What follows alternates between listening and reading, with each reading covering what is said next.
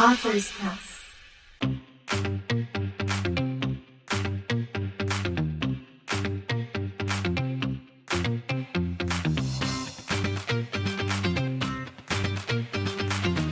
Everyone, good afternoon, good morning, or whenever you're watching this.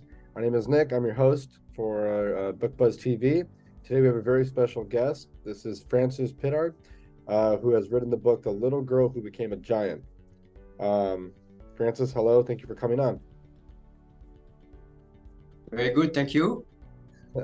Yeah, so Frances, if you don't mind, maybe you can start by just telling us a little bit about yourself, some background, some history.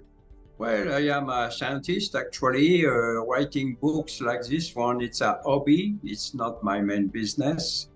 I am a doctor in statistics, and but I wrote several novels and a biography of my old aunt that was in a concentration camp in Germany. And then my last book, it's that little one, about that little book that I call The Little Girl Who Became a Giant. Mm-hmm. Actually, it's a small book. Well, I did that book for children, I will say teenagers. Okay. And what inspired you to write a book about Joan of Arc? Because she is a girl. She was a young woman, and it is absolutely fascinating that she was illiterate. She could not write, but she was superiorly intelligent. And how is it conceivable that a young woman like that became the head of the army of an entire country in a world of men? It's in the 15th century. This was a world of men. A woman did not have a chance. How did she manage that, to perform such a thing at age 17? That is a fascinating thing, and that deserves a story. Yeah. Did you find the Joan of Arc, like that story, to be kind of relevant to today's time, or were you always just interested in Joan of Arc? It is very relevant for reasons that I will explain later in this interview. Okay. Because the way the story of Joan of Arc has been presented to me when I was young by the Catholic Church and this like that, is they don't put the right message across. They twist the very their way. It's not really who she was, and I want to correct for that. Okay. So how did you conduct your research to ensure a historical accuracy? Well, number one, when I was younger, in my 20s, I visited the different area of France where she lived. So I was very familiar with what she did in a different location where she lives that are listed in the book. And then after that, I did some research, and I find amazing thing. I find, for example, that Mark Twain, that is very well known, spent 12 years to research the details of Joan of Arc life. He spent 12 years in France to do that. And it took him 2 years to write a huge book. It's 700-page small print. It's difficult to read, actually. But I say, okay. We want to take all that good information and create a smaller book for children, for teenagers, for young adults, to see if we can help them to have a dream for themselves, especially women. Yes, that's really good. I like that. Like the message that you're kind of giving there. Did you mentioned Mark Twain kind of researching for like 7 years? Did you find any challenges when you were writing this book? Well, the challenge I had was to you have to present a book like that with you have to have somebody that is the narrator. Okay. Okay, I choose the narrator to be the brother, her brother that she liked most. That was the most challenging for me, was to stick to what the brother has to say instead of what I have to say. You know? That was a little bit of a discipline that I often when I read my text after, I say, hey, you're telling your story, you abandon the narrator. That was a challenge. Yeah. Huh. Um, and in your like research, did you find any specific historical details or events that you found particularly fascinating? Oh yeah. When I did that research, first of all, I was fascinated by what Mark Twain did. I recommend that book to anyone. This is a fabulous book. But after that, I realized that there were very famous people that were that admired Joan of Arc. One of them that I had no idea was Napoleon Bonaparte. Huh. He's Joan of Arc inspired him to win some of his famous battles. Wow, really? Without the example of Joan of Arc, he could not have won some of his battles. That was fascinating. I had no idea about it. Yeah. And then after that, another one that I find fascinating is that one of her admirers was Winston Churchill. Winston Churchill wrote a book about Joan of Arc. I had no idea. Yeah, I did not know that. That's really cool. Yeah. And then after that, it was a quote. You remember Indira Gandhi in India? Yeah. Indira Gandhi said once, if it had not been what I read about Joan of Arc, I would have never gone in politics. Is that fascinating? That's very fascinating. So you find those details and you say, my God, that little girl was something, Yeah. Someone. That's for sure. Yeah, so much influence throughout many toward history. Yeah, exactly. And we're not finished on that. We will go. We are doing the later in the interview. Okay. The what? I'm sorry. What was that? We will get to more detail on that during the interview before this interview is finished. Yeah, sure. I do have a kind of like wondering here, do you have any personal connections or experiences that influence your portrayal of Joan of Arc? Or well, I had two novels that you republished actually, Earth of Outer Space and Rapanui Settlers. And the main woman character here, Ina of the Valley, I take ideas from that character to transpose because there were some commonalities, if you want, coming from a very different world, but coming from the same challenge of a woman that become very important in a world of men. So that I had an influence here from my former books. It helped me. Let's put it that way. It helps me. Yes. Okay. And what do you think makes Joan of Arc's story so relevant and important for readers today? Because there is a big issue here. Okay. What if Joan of Arc will have not existed? Obviously, France was a French colony, a British colony. Okay. So if France remained a British colony because Joan of Arc never existed, then France will have never helped George Washington to create the US. Because without France, he could not make it. Yes. The influence of France during during the creation of the US was absolutely vital. He could not have made it without the help from France. But if France had been a British colony, all of this would have never existed. Mhm. And so the concept of Lady Liberty will have never existed. The concept of Lady Liberty is a suite of, it's a byproduct of Joan of Arc. So basically, without Joan of Arc, we may not be where we are today. Yeah. Wow. That is food for thought, you know? Yeah. It's so interesting, right? Because it's something that happened so long ago.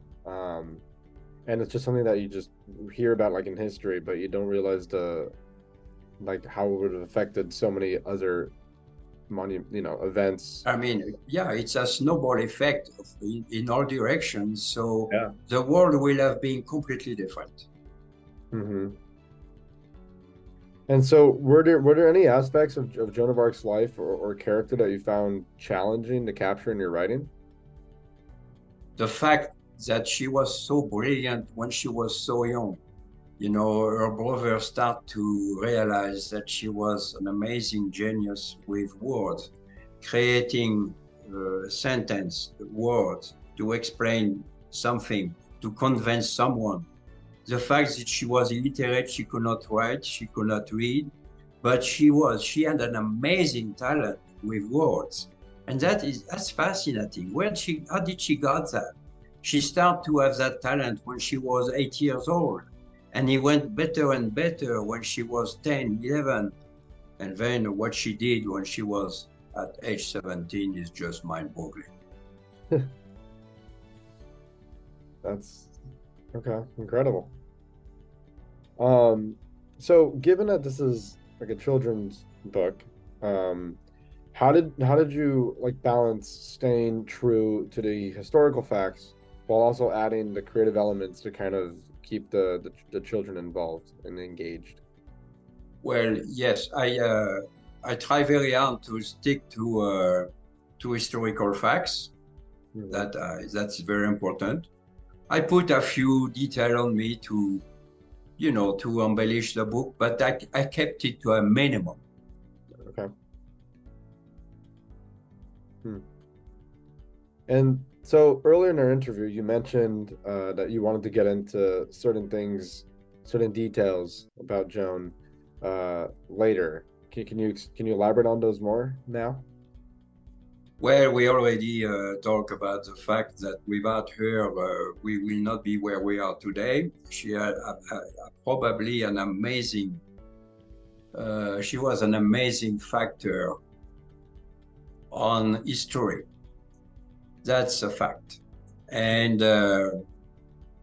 so we can philosoph on that a lot. But to me, I stick to the story of the little girl. You know, for example, many books on Joan of Arc emphasize on what they did to her, to condemn her, to burn her. They emphasize the end instead of emphasizing the beginning. I want to emphasize the beginning as a little girl. How is it conceivable that she became who she was at 17? What after that, what they did to her after that is a scandal, but this is well known. They don't need me for those details. Hmm. So what do you think sets your book apart from other works about Joan of Arc? Obviously, The fact that I emphasize on her young years. of her young years. To see, wow, how is it conceivable that a little girl like that become who she was at 17 in a world of men? This, to me, is a fascinating thing that needs to be told. Yeah. And so what came first? Did you want to write a children's book and then you said, I'm going to focus on the fact that Joan of Arc was a child, because that'll be more relatable for the kids? Or did you just find that part of her life the most interesting, and then you decided to make it into a children's book? What came first? Um, I read everything I could find about Joan of Arc myself. I learned a lot, and I came to the conclusion that number one, the way the church presents the life of Joan of Arc it's okay, but it's not what is most inspiring. You know, they don't explain how a little girl become who she was. According to the church, well, it was a miracle from God, and they leave it here. I said, no. She was a superiorly intelligent person. And I give you a quote of Mark Twain that is beautiful. Okay. He said, Joan of Arc is the most amazing woman that ever lived. That's interesting by itself. Yes.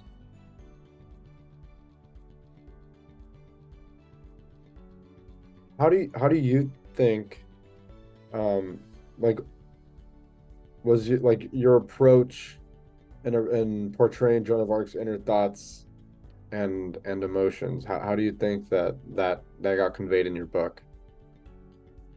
Well, this is not an easy part. You know, when I write, I put all myself in a you know, I become emotional when I write, yes. And that emotion may transpire in the way I present the facts, you know, at time. But that is me, you know, that's who I am, okay? Yeah. You will find that kind of emotion in all the books that I did. Given you know, it's been several years since Joan of Arc has passed, but how do you think Joan would have reacted to hearing the historical significance of her life today? What do you think she would? Do you think she'd be? She will have been humble about it. You say, you don't have to do that. I am nobody. I'm just a little girl. She will have been extremely humble. She has been very humble all the time, except when you put her in battle. Yeah. That's fascinating. She was a metamorphose within seconds, you Yeah. know. So how do you hope your book will contribute to the ongoing legacy and understanding of Joan of Arc? I think I want to open the eyes of people on the fact that she changed history. We cannot deny that. That sorry, what was that? She changed the history completely.